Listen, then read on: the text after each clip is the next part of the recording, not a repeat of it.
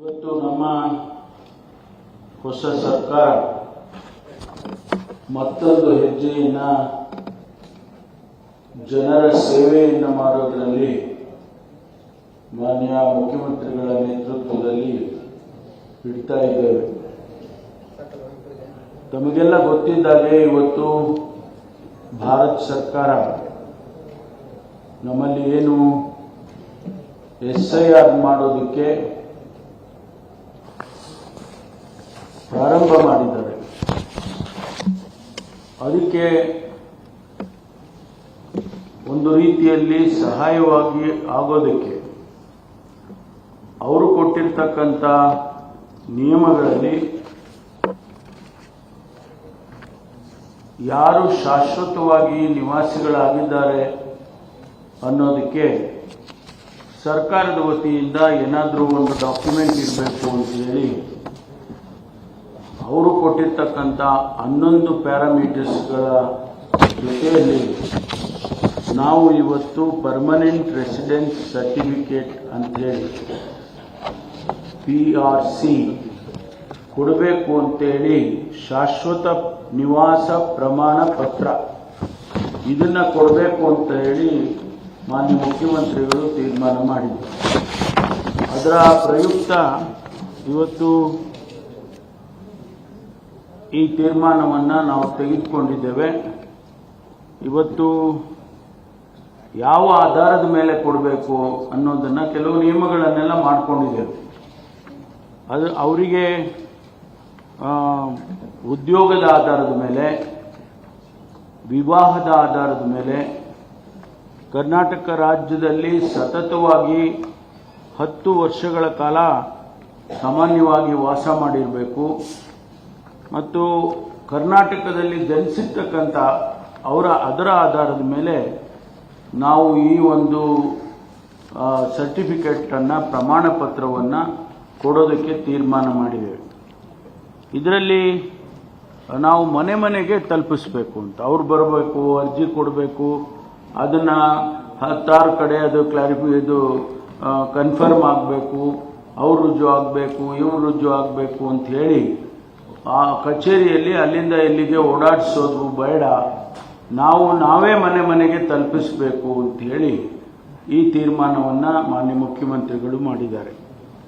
ನಿಮಗೆ ಒಂದು ಮಾಹಿತಿ ಪ್ರಕಾರ ಜಾತಿ ಮತ್ತು ಆದಾಯ ಪ್ರಮಾಣಗಳು ಪ್ರವರ್ಗ 2A 2B 3A 3B 1.36 ಕೋಟಿ ಆ ಜನರಿದ್ದಾರೆ. ಪ್ರವರ್ಗ ಎ ನಲ್ಲಿರ್ತಕ್ಕಂಥ ಜಾತಿ ಪ್ರಮಾಣ ಪತ್ರಗಳ ಸಂಖ್ಯೆ 0.86 ಇದೆ, 86 ಕೋಟಿ. ಆಮೇಲೆ ಅನುಸೂಚಿತ ಜಾತಿಗಳು ಮತ್ತು ಅನುಸೂಚಿತ ಪಂಗಡಗಳ ಜಾತಿ ಪ್ರಮಾಣ ಪತ್ರ 2.63 ಇದೆ. ಒಟ್ಟಾರೆ ಇದೆಲ್ಲ SC ST ಇವರಲ್ಲಿ ಬರ್ತಕ್ಕಂಥ ಡಿನಾಮಿನೇಷನ್ಸ್ ಏನಿದೆ ಅದೆಲ್ಲ ಸೇರಿ 2.63 ಇದೆ. ಒಟ್ಟಾರೆ ನಾವು ಈಗ ಜಾತಿ ಪ್ರಮಾಣ ಪತ್ರವನ್ನು ಈ ಒಂದು ಕೊಡೋದಕ್ಕೆ ಲೆಕ್ಕ ಹಾಕಿರೋದು 4.85 ಕೋಟಿ 4.85 ಕೋಟಿ ಈ ಪತ್ರವನ್ನು ನಾವು ಕೊಡೋದಕ್ಕೆ ಈಗ ಪ್ರಾರಂಭ ಮಾಡ್ತಿದ್ದೇವೆ. ಇದರಲ್ಲಿ ನಮ್ಮ ದೇವರಾಜ್ ಅವರು ಹೇಳಿದಾಗೆ ಯಾವ್ಯಾವ ರೀತಿಯಲ್ಲಿ ಇದನ್ನು ಪಡ್ಕೊಳ್ಬೋದು ಅಂತೇಳಿ ವೆಬ್ಸೈಟ್ ಮೂಲಕ ಉಚಿತವಾಗಿ ಡೌನ್ಲೋಡ್ ಮಾಡ್ಬೋದು. ಹೋಬಳಿ ಮಟ್ಟದಲ್ಲಿ ಫೆಸಿಲಿಟೇಷನ್ ಸೆಂಟರ್ಸ್ ಅಂದರೆ ಸಹಾಯ ಕೇಂದ್ರಗಳು ಅಂತ ಮಾಡಿರ್ತೇವೆ, ಅದರಲ್ಲಿ ತಗೊಳ್ಬೋದು. ವಾಟ್ಸಪ್ ಮೂಲಕ ತಗೋಬೋದು, ಮೆಸೇಜ್ ಥ್ರೂ ವಾಟ್ಸಪ್, ಮತ್ತು ನೇರವಾಗಿ ಕೂಡ ಪಡ್ಕೊಳ್ಬೋದು. ಈ ರೀತಿ ನಾವು ಅವಕಾಶಗಳನ್ನು ಕಲ್ಪಿಸಿಕೊಟ್ಟಿದ್ದೇವೆ. ನಮಗೆ ಅಲ್ಲಿ ನಾಡ ಕಚೇರಿಗಳಲ್ಲಿ ಅರ್ಜಿ ಸಲ್ಲಿಸಿದರೆ, ಗ್ರಾಮ 1ನಲ್ಲಿ ಅರ್ಜಿ ಸಲ್ಲಿಸಿದರೆ, ಆಮೇಲೆ ಬಾಪೂಜಿ ಸೇವಾ ಕೇಂದ್ರಗಳಲ್ಲಿ ಅರ್ಜಿ ಸಲ್ಲಿಸಿದರೆ, ಅಥವಾ ನೇರವಾಗಿ ಇದು ವೆಬ್ಸೈಟ್ನಲ್ಲಿ ಆ ಲಿಂಕಿಗೆ ಹೋದರೆ ಸಿಗ್ತಕ್ಕಂಥ ಅವಕಾಶಗಳನ್ನು ಕಲ್ಪಿಸಿಕೊಟ್ಟಿದ್ದೇವೆ. ಹಾಗಾಗಿ ಇದರಲ್ಲಿ ಏನಾದರೂ ಕಂಪ್ಲೇಂಟ್ಸ್ ಬರೋದಿದ್ರೆ ಯಾವುದಾದ್ರೂ ರೀತಿಯಲ್ಲಿ ಅಲ್ಲಿ ತೊಂದರೆ ಆಯಿತು, ಕಂಪ್ಲೇಂಟ್ಸ್ ಆಗ್ತಾ ಇದೆ ಅಂತ ಕಂಪ್ಲೇಂಟ್ಸ್ ಬರೋದಿದ್ರೆ ಅದಕ್ಕೆ ಸಕ್ಷಮ ಪ್ರಾಧಿಕಾರವನ್ನು ಕೂಡ ಒಂದು ಮಾಡಿದ್ದೇವೆ. ಅದರಲ್ಲಿ ತಹಶೀಲ್ದಾರರು, ಉಪ ತಹಶೀಲ್ದಾರರು, ಅದರ ನಂತರ ಸಹಾಯ ಆಯುಕ್ತರು, ಅಂದರೆ ಅವರು ಅಪೆಲೇಟ್ ಅಥಾರಿಟಿ ಅಂತ ಹೇಳಿ ಮಾಡಿರ್ತೇವೆ. ಅವರು ಮೇಲ್ಮನವಿಯನ್ನು ಸ್ವೀಕಾರ ಮಾಡೋದಕ್ಕೆ ಅವರಿಗೆ ಅಧಿಕಾರ ಇದೆ. ಅದಾದ ಮೇಲೆ ಜಿಲ್ಲಾಧಿಕಾರಿ ಅವರು ಆ ಕಂಪ್ಲೇಂಟಿನ ಆಧಾರದ ಮೇಲೆ ಪುನರ್ ಪರಿಶೀಲನೆ ಮಾಡ್ತಾರೆ. ಯಾವುದೇ ಅರ್ಜಿಗೆ ಏನಾದರೂ ತೊಂದರೆ ಇದ್ರೆ ಅಥವಾ ಏನಾದರೂ ಡಾಕ್ಯುಮೆಂಟೇಶನ್ ಪ್ರಾಬ್ಲಮ್ ಇದ್ರೆ ಅದರ ಒಂದು ಪುನರ್ ಪರಿಶೀಲನೆಯನ್ನ ಜಿಲ್ಲಾಧಿಕಾರಿಗಳು ಮಾಡೋದಕ್ಕೆ ಅವಕಾಶವನ್ನು ಕಲ್ಪಿಸಿಕೊಟ್ಟಿದ್ದೇವೆ. ನಿಮಗೆ ಏನೆಲ್ಲ ಕ್ರೈಟೀರಿಯಾ ಇರಬೇಕು ಅನ್ನೋದು ಕೂಡ ತಮಗೆ ತಿಳಿಸ್ತೇನೆ. ಒಂದು, ಕರ್ನಾಟಕದಲ್ಲಿ ಜನನ ಅರ್ಜಿದಾರರು ಕರ್ನಾಟಕದಲ್ಲಿ ಜನಿಸಿರಬೇಕು. ಯಾರು ಅಪ್ಲಿಕೇಶನ್ ಹಾಕ್ತಾರೆ ನಮಗೆ ಪರ್ಮನೆಂಟ್ ರೆಸಿಡೆಂಟ್ ಸರ್ಟಿಫಿಕೇಟ್ ಬೇಕು ಅಂತೇಳಿ, ಅವರು ಕರ್ನಾಟಕದಲ್ಲಿ ಹುಟ್ಟಿರಬೇಕು. ಸಾಮಾನ್ಯ ವಾಸಸ್ಥಳ ಅರ್ಜಿದಾರರು ಅಥವಾ ಅವರ ತಂದೆ ತಾಯಿ ಅಥವಾ ಕಾನೂನುಬದ್ಧ ಪಾಲಕರು ಕರ್ನಾಟಕ ರಾಜ್ಯದಲ್ಲಿ ಸತತವಾಗಿ ಕನಿಷ್ಠ 10 ವರ್ಷಗಳ ಕಾಲ ವಾಸ ಇರಬೇಕು.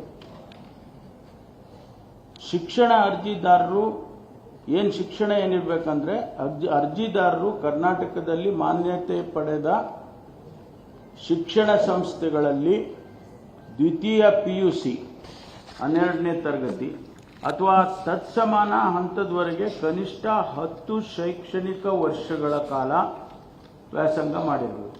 ಅಂದರೆ ಇದು ಇಂಡೈರೆಕ್ಟ್ ಆಗಿ 10 ವರ್ಷ ಅಲ್ಲಿ ಕರ್ನಾಟಕದಲ್ಲಿ ಇದ್ದಾರೆ ಅನ್ನೋದನ್ನ ನಮಗೆ ಕನ್ಫರ್ಮ್ ಮಾಡುತ್ತೆ. ಪೋಷಕರು ಅಥವಾ ಸಂಗಾತಿಯ ವಾಸಸ್ಥಳ ಅರ್ಜಿದಾರರ ತಂದೆ ತಾಯಿ ಕಾನೂನುಬದ್ಧ ಪಾಲಕರು ಅಥವಾ ಪತಿ ಪತ್ನಿಯ ಕರ್ನಾಟಕದಲ್ಲಿ ಸಾಮಾನ್ಯ ಹಾಗೂ ಶಾಶ್ವತ ನಿವಾಸ ಆಗಿರಬೇಕು. ಅಂದರೆ ಪತಿ ಪತ್ನಿಯವರು ಇದ್ರೂ ಕೂಡ, ಅಂದರೆ ಪತ್ನಿ ಇದ್ರೂ ಕೂಡ ಅವರಿಗೆ ಎಲಿಜಿಬಿಲಿಟಿ ಸಿಕ್ಕತ್ತೆ ಅನ್ನುವಂಥ ವಿಷಯ. ಅರ್ಜಿದಾರರು ಅಥವಾ ಅವರ ಕುಟುಂಬ ಕರ್ನಾಟಕದಲ್ಲಿ ವಸತಿ ಅಥವಾ ಇತರೆ ಸ್ಥಿರಾಸ್ತಿಯ ಮಾಲೀಕತ್ವವನ್ನು ಹೊಂದಿರಬೇಕು.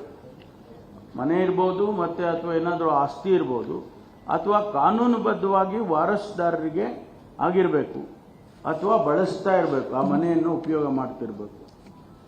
ಆಮೇಲೆ ಮತದಾರರ ಪಟ್ಟಿಯಲ್ಲಿ ಅವ್ರ ಹೆಸರಿರಬೇಕು. ಆಧಾರ್, ಪಡಿತರ ಚೀಟಿ, ಕಂದಾಯ ದಾಖಲೆಗಳು ಅಥವಾ ಇತರೆ ಸರ್ಕಾರಿ ದಾಖಲೆಗಳಲ್ಲಿ ಅರ್ಜಿದಾರರು ಅವರ ಪೋಷಕರ ಹೆಸರು ಸಾಮಾನ್ಯ ನಿವಾಸಿಯಾಗಿ ದಾಖಲಾಗಿರಬೇಕು. ಆಮೇಲೆ ಸರ್ಕಾರ ಅಥವಾ ಸಾರ್ವಜನಿಕ ಸೇವೆಯಲ್ಲಿ ಅರ್ಜಿದಾರರು ಅಥವಾ ಅವರ ತಂದೆ ತಾಯಿಯು ಕರ್ನಾಟಕ ರಾಜ್ಯ ಸರ್ಕಾರದಲ್ಲಿ, ಸ್ಥಳೀಯ ಸಂಸ್ಥೆಯಲ್ಲಿ, ಸಾರ್ವಜನಿಕ ಸಂಸ್ಥೆಗಳಲ್ಲಿ ಅಂದರೆ ಕನಿಷ್ಠ 7 ವರ್ಷ ಸರ್ವಿಸ್ ಆಗಿರಬೇಕು. ಯಾಕೆಂದ್ರೆ ನಮ್ಮ ಹತ್ರ ಎಲ್ಲ ರೀತಿಯ ಅಟಲ್ ಜನಸ್ನೇಹಿ ಕೇಂದ್ರ, ಅಟಲ್ ಜನಸ್ನೇಹಿ ಕೇಂದ್ರದಲ್ಲಿ ನಮಗೆ ಡೇಟಾ ಲಭ್ಯ ಇದೆ. ಅದರ ಆಧಾರದ ಮೇಲೆ ನಾವು ಜಿಲ್ಲಾಧಿಕಾರಿಗಳಿಗೆ ಈಗಾಗಲೇ ನಾವು 4.85 ಕೋಟಿ ಜನರ ಸರ್ಟಿಫಿಕೇಟ್ಸ್ ಅನ್ನ ಆ ಜಿಲ್ಲಾಧಿಕಾರಿಗಳಿಗೆ ಕಳಿಸ್ಬಿಟ್ಟಿದ್ದೇವೆ. ಅವೈಲಬಿಲಿಟಿ ಇದೆ. ಆ ಜಿಲ್ಲೆಯಲ್ಲಿ ಯಾರ್ಯಾರು ಅರ್ಜಿ ಹಾಕ್ತಾರೆ, ಆ ತಾಲೂಕಲ್ಲಿ ಯಾರು ಅರ್ಜಿ ಹಾಕ್ತಾರೆ, ನಾನು ಈಗ ಹೇಳಿದಂಥ ಕ್ರೈಟೀರಿಯಾಕ್ಕೆ ಯಾರು ಬರ್ತಾರೆ ಅವರಿಗೆ ಆ ಸರ್ಟಿಫಿಕೇಟ್ಸ್ ಅನ್ನ ಜಿಲ್ಲಾಧಿಕಾರಿಗಳಿಂದ, ತಹಶೀಲ್ದಾರ್ ಇರ್ಬೋದು, ತಹಶೀಲ್ದಾರಿಂದ ಕೆಳಗಿನ ಹಂತದ ಅಧಿಕಾರಿಗಳು ಅದನ್ನ ವಿತರಣೆ ಮಾಡೋದಕ್ಕೆ, ಡಿಸ್ಟ್ರಿಬ್ಯೂಟ್ ಮಾಡೋದಕ್ಕೆ, ಮನೆ ಮನೆಗೆ ಹೋಗಿ ಕೊಡೋದಕ್ಕೆ ಅದನ್ನ ನಾವು ಅನುವು ಮಾಡಿಕೊಟ್ಟಿದ್ದೇವೆ. ಆದ್ರಿಂದ ಇವತ್ತು ಇದು ಒಂದು ಬಹಳ ದೊಡ್ಡ ಎಕ್ಸರ್ಸೈಸ್ ಇದು. ಯಾಕೆಂದ್ರೆ ನಾವು ಪರ್ಮನೆಂಟ್ ರೆಸಿಡೆಂಟ್ ಸರ್ಟಿಫಿಕೇಟ್ ಅಂತ ಏನು ಕೊಡ್ತಾ ಇದ್ದೀವಿ, ಅನೇಕ ರೀತಿಯಲ್ಲಿ ಇದು ಉಪಯೋಗ ಆಗುತ್ತೆ. ಒಂದು, ನಮ್ಮಲ್ಲಿ ಈ SIRಗೆ ಅನುಕೂಲ ಆಗುವಂಥದ್ದು ಜೊತೆಗೆ ಕರ್ನಾಟಕದಲ್ಲಿ ಬಹಳಷ್ಟು ಜನ ಹೊರಗಿನವರಿದ್ದಾರೆ ಅಂತ ಹಾಗಾಗಿ ತಾವು ನೋಡಿರ್ಬೋದು. ಪ್ರತಿ ಅಸೆಂಬ್ಲಿ ನಡೆಯುವಾಗ ಪ್ರಶ್ನೆಗಳು ಬರುತ್ತೆ. ಇಷ್ಟು ಜನ ನಿಮಗೆ ಬಾಂಗ್ಲಾದೇಶದವ್ರು ಬಂದಿದ್ದಾರೆ, ಅಷ್ಟು ಜನ ಇನ್ಯಾವುದೋ ದೇಶದವ್ರು ಬಂದಿದ್ದಾರೆ, ಅಥವಾ ಬೇರೆ ರಾಜ್ಯದವರು ಬಂದ್ಬಿಟ್ಟಿದ್ದಾರೆ, ಬೆನಿಫಿಟ್ಸ್ ಎಲ್ಲ ಅವ್ರು ತಗೊಳ್ತಾರೆ ಅಂತ ಹೇಳಿ ಅನೇಕ ಸಂದರ್ಭದಲ್ಲಿ ಪ್ರಶ್ನೆಗಳು ಬರುತ್ತೆ. ನಾನೇ ಗೃಹ ಸಚಿವನಾಗಿ ಅನೇಕ ಸಂದರ್ಭದಲ್ಲಿ ಬಾಂಗ್ಲಾದೇಶದವ್ರ ಬಗ್ಗೆ, ಬೇರೆ ಬೇರೆ ರಾಜ್ಯದವರು, ಫಾರಿನರ್ಸ್ ಬಗ್ಗೆ ಎಲ್ಲ ಉತ್ತರ ಕೊಟ್ಟಿದ್ದೇನೆ. ಈಗ ಈ ಸರ್ಟಿಫಿಕೇಟ್ನ ನಾವು ಕೊಡೋದ್ರ ಮೂಲಕ ಅವರು ಆಟೋಮೆಟಿಕ್ ಆಗಿ ಎಲಿಮಿನೇಟ್ ಆಗ್ತಾರೆ. ಯಾರು ಇದರಲ್ಲಿ ಕ್ರೈಟೀರಿಯಾಗಿ ಬರೋದಿಲ್ಲ ಅವರೆಲ್ಲರೂ ಆಟೋಮೆಟಿಕ್ ಆಗಿ ಎಲಿಮಿನೇಟ್ ಆಗ್ತಾರೆ. ಅದರ ಮೂಲಕ ನಾವೇನು ಈಗ ಗ್ಯಾರಂಟಿಗಳು ಕೊಟ್ಟಿದ್ದೇವೆ, ಬೆನಿಫಿಟ್ಸ್, ಸರ್ಕಾರದ ಬೆನಿಫಿಟ್ಸ್ ಹೋಗ್ತಾ ಇದೆ, ಅವರೆಲ್ಲ ಬೆನಿಫಿಟ್ಸ್ ತಗೊಳ್ತಾ ಇದ್ದಾರೆ. ಅದು ಕೂಡ ರೆಗ್ಯುಲೇಟ್ ಆಗುವಂತ ರೀತಿಯಲ್ಲಿ ಆಗುತ್ತೆ ಅಂತ ಹೇಳಿ ಮಾನ್ಯ ಮುಖ್ಯಮಂತ್ರಿಗಳು ಇದನ್ನ ಆಲೋಚನೆ ಮಾಡಿ ಇವತ್ತು ಇದನ್ನ ಕೊಡಬೇಕು ಅಂತ ಹೇಳಿ ಮಾಡಿದ್ದಾರೆ. ಈಗ ನಾವು ಮೊದಲನೇದಾಗಿ ನಾನು ಅವರಿಗೆ ಅಭಿನಂದನೆಯನ್ನು ಸಲ್ಲಿಸ್ತೇನೆ. ಇವತ್ತು ವೆಬ್ಸೈಟ್ ಅನ್ನು ಉದ್ಘಾಟನೆ ಮಾಡಿಕೊಟ್ಟಿದ್ದಾರೆ. ಇನ್ನು ಮುಂದೆ ನಾವು ಎಲ್ಲ ಜಿಲ್ಲಾಧಿಕಾರಿಗಳಿಗೆ ಇವತ್ತಿನಿಂದ ಸೂಚನೆಯನ್ನು ನಾವು ಕೊಡ್ತೇವೆ. ಹಾಗಾಗಿ ಅವರಿಗೆ ಧನ್ಯವಾದಗಳನ್ನು ಹೇಳಿ ನನ್ನ ಮಾತುಗಳನ್ನು ಮುಗಿಸ್ತೇನೆ.